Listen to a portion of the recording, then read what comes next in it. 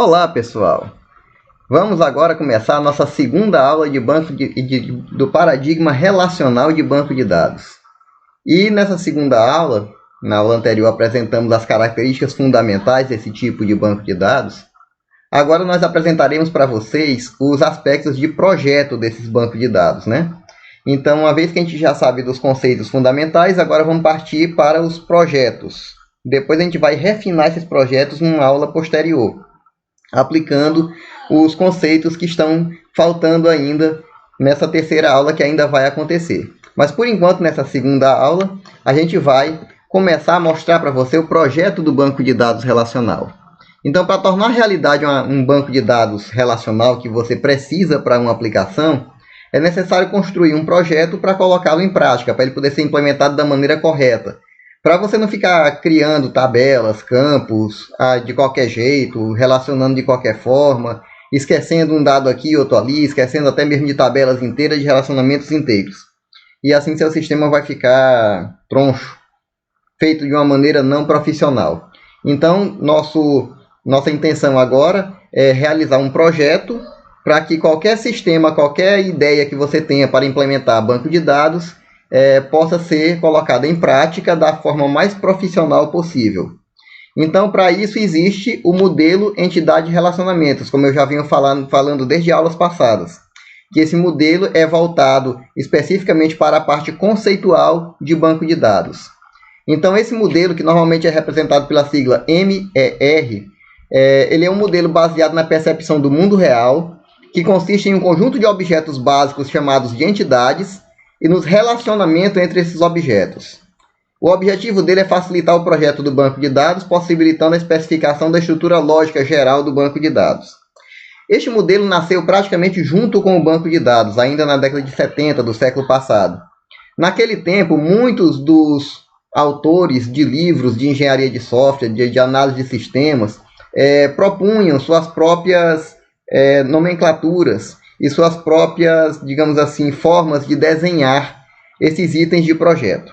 Porém, com o passar do tempo, certas nomenclaturas pegaram mais do que outras e certos modelos de determinados autores também se popularizaram mais do que outros.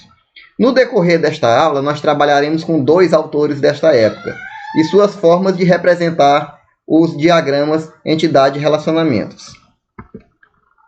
Então, cada elemento desse modelo deve ser enxergado de uma forma coletiva. Ou seja, se você fala de entidade, você imagina um conjunto de entidades. Se você fala relacionamento, você imagina um conjunto de relacionamentos.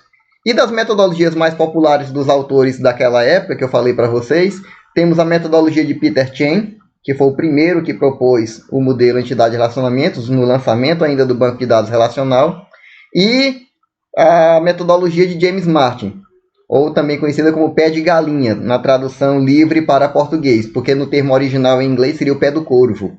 Mas como o corvo não é uma ave muito popular por aqui, a gente adapta para pé de galinha, porque ele tem um certo parentesco com a galinha e os pés dele são parecidos, são aves, né? São aves do pé parecido. Então, o seu modelo entidade e relacionamento, ele vai contar, no caso do Peter Chen, com retângulos representando entidades, elipses representando atributos ligados aos retângulos e losangos que representam relacionamentos, podendo ou não ter elipse ligado a eles, ou seja, atributos. E as linhas vão fazer a ligação entre um conjunto de atributos e um relacionamento. Sempre tem um relacionamento entre duas entidades. Você vai ter entidades sendo ligadas com um relacionamento fazendo a ponte no meio delas. E vai ter outro elemento também importante nessas linhas, que ao lado da linha você vai ter um número associado. Esse número vai representar o que nós chamamos de cardinalidade do relacionamento. Em breve detalharemos melhor isso.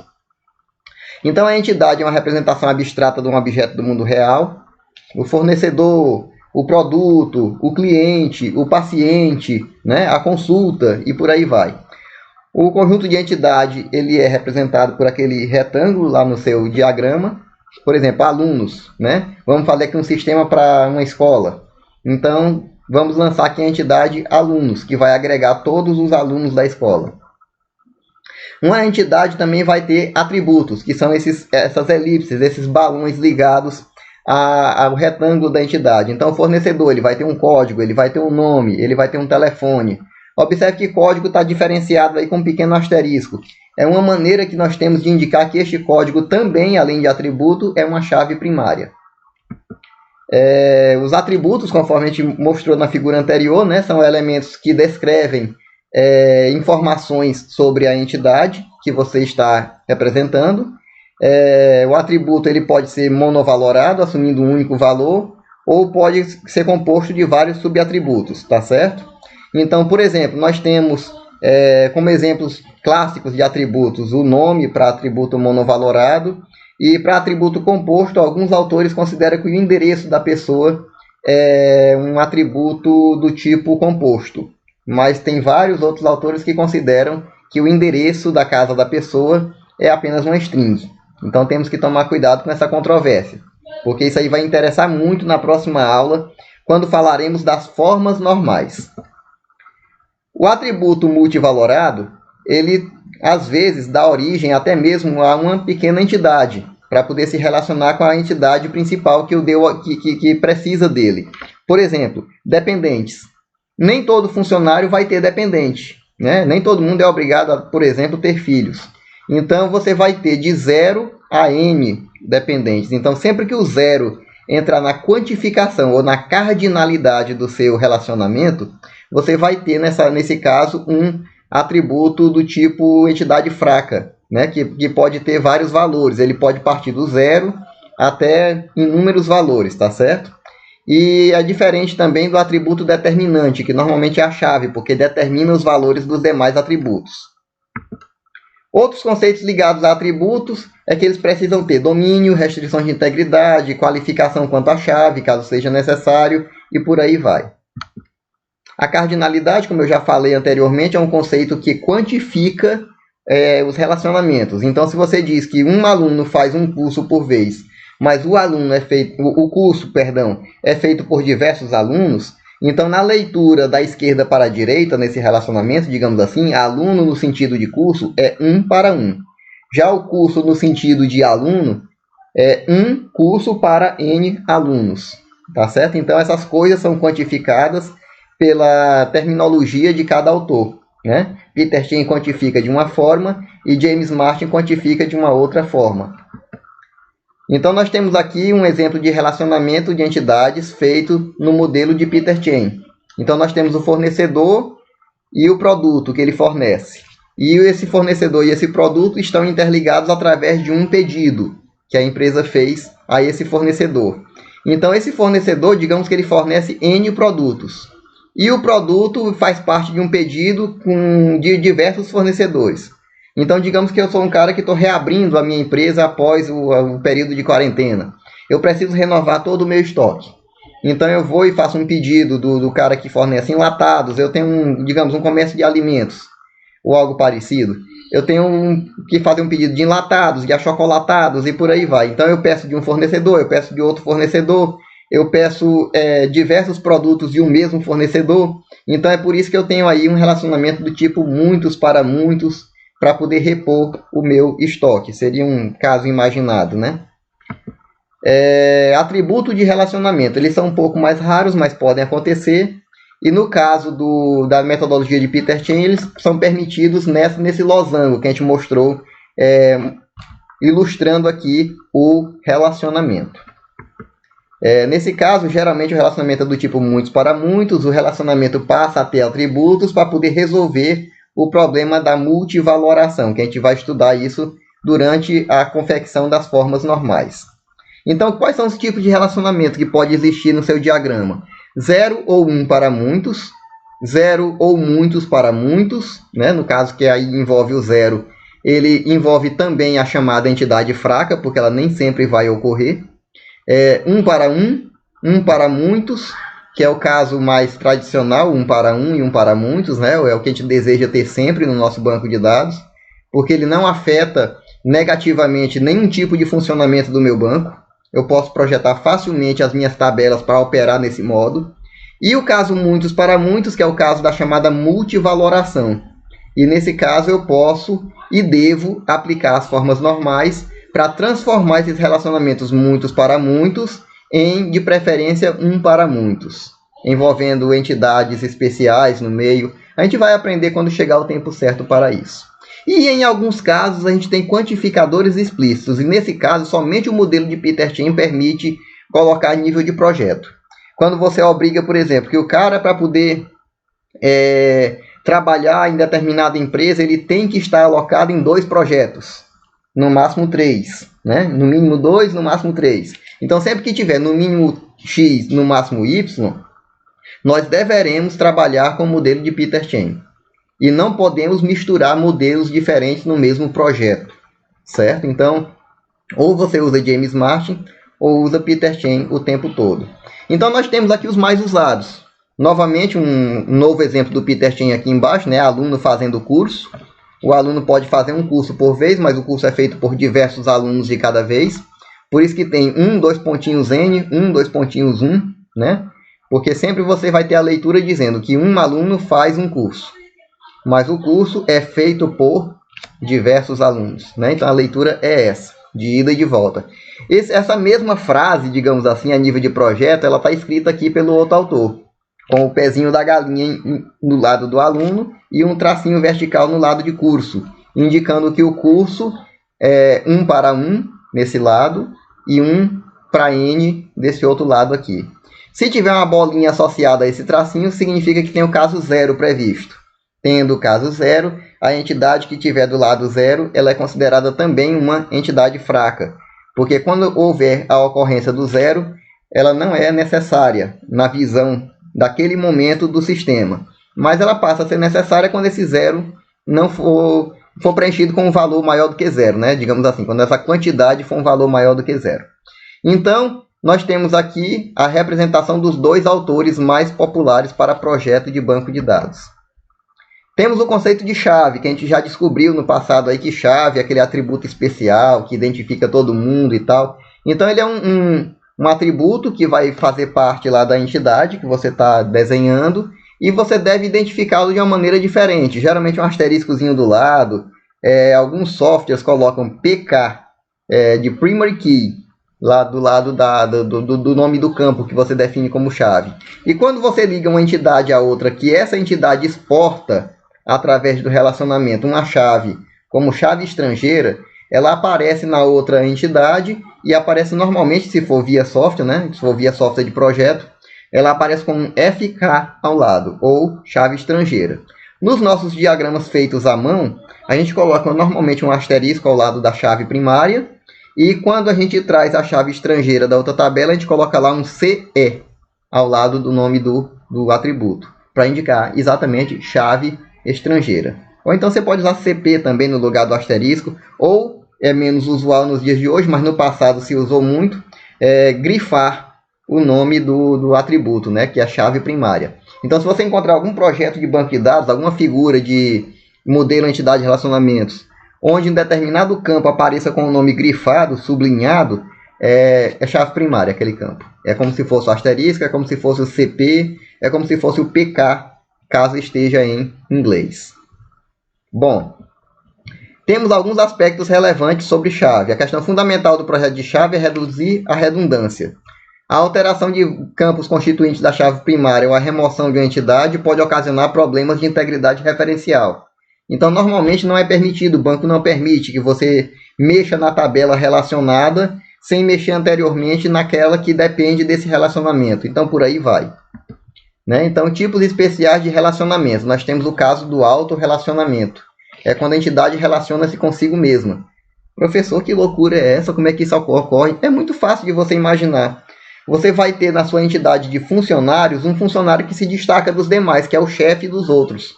Normalmente é um cargo temporário para poder incentivar que qualquer um tenha interesse em chegar a uma chefia. Ou então um cargo de eleição, né? Acontece uma eleição para um mandato temporário de chefe. O chefe é um líder necessário para aquele grupo, mas porque ele vai assinar pelos demais em determinadas situações, ele vai tomar decisões de acordo com decisões colegiadas dos outros colegas de trabalho.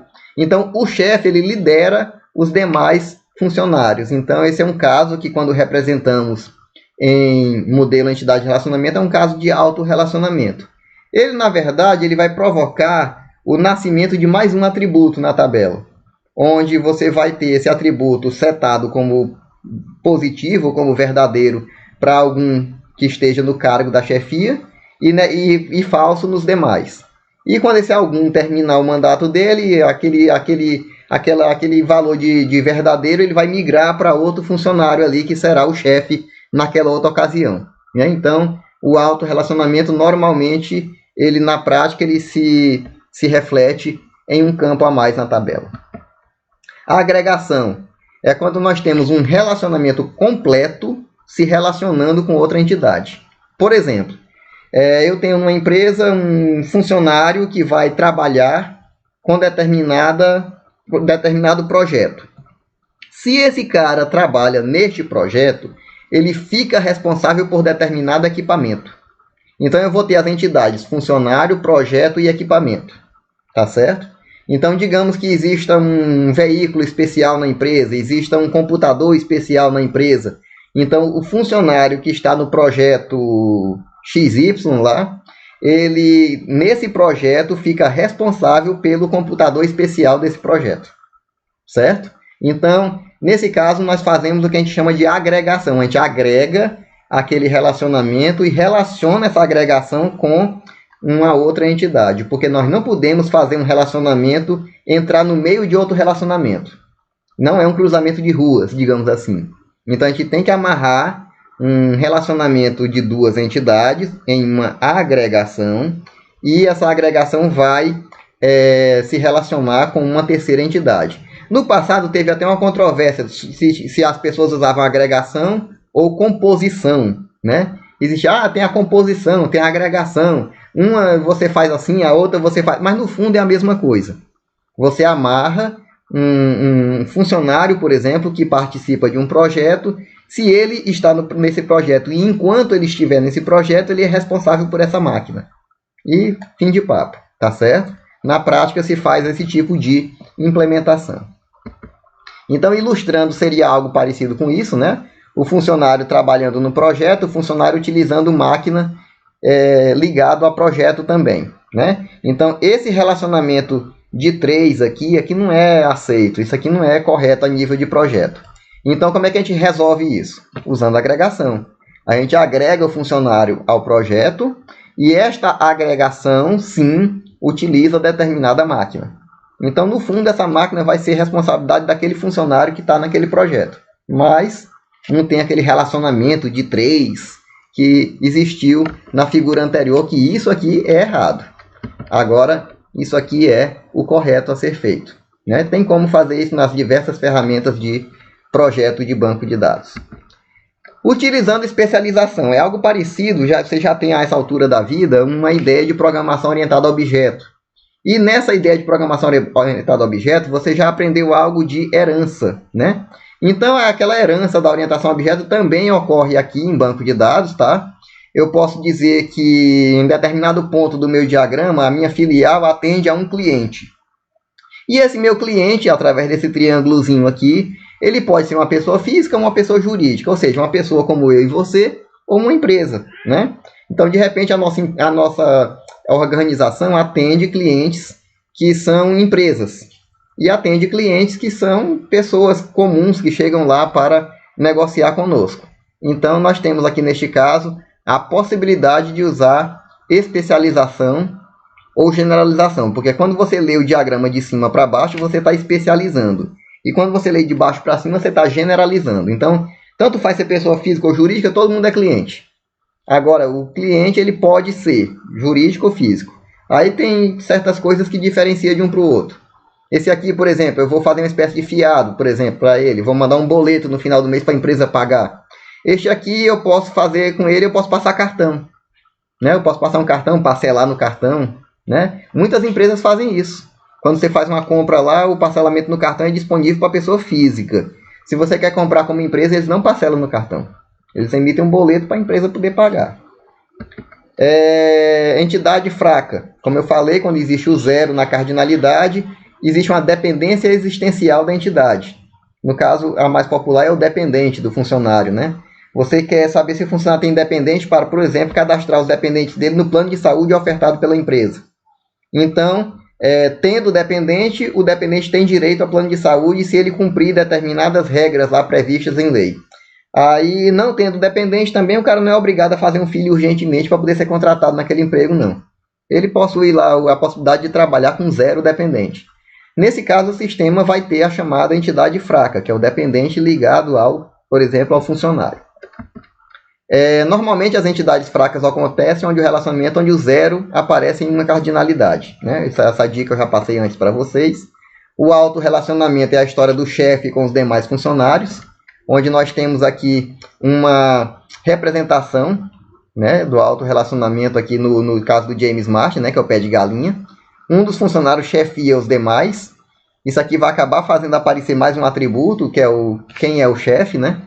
E no caso do Peter Chin, o que muda é que o pé de galinha desaparece daqui, aparece aqui um losango aqui no meio, com o verbo chefiar aqui no meio do losango, e as cardinalidades, um de um lado e N do outro.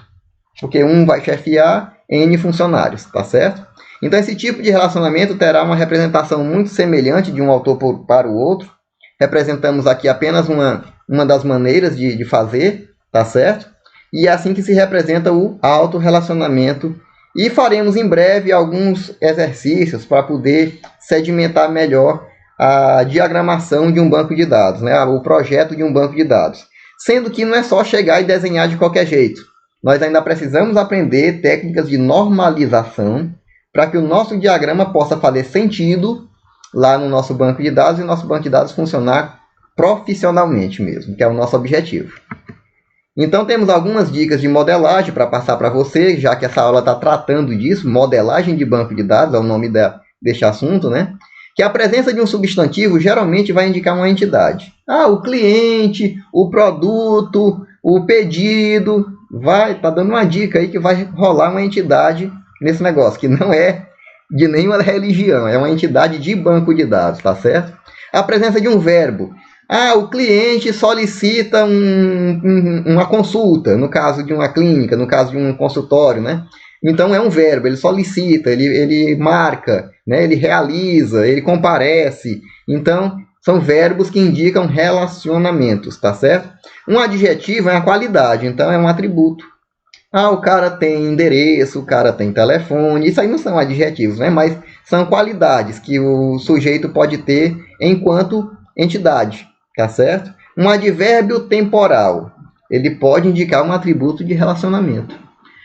Se o cara comparecer a essa consulta bem aqui, ou se o cara comparecer a esse atendimento, ele vai ter que marcar previamente. Nós não atendemos sem agendamento prévio. Então, isso aí tem uma restrição que normalmente ela é ligada ao relacionamento. Para aquele relacionamento poder ocorrer, tem que haver um agendamento prévio. E por aí vai, né? Então, tem certos tipos de restrição que geram, digamos assim, uma necessidade de registro de dados por parte do banco de dados, certo? Então, com isso, pessoal, nós encerramos a nossa segunda aula de banco de dados relacional, falando para você da modelagem do banco de dados relacional. Qualquer dúvida, você já sabe, né? Me procure nos nossos meios de comunicação, SIGA e e-mail, certo? E sempre que possível, a gente vai entrar em contato com você no horário da aula, para a gente poder marcar uma reunião, para a gente poder marcar uma conversa via software de conferência. Agradeço a sua participação, agradeço a sua audiência.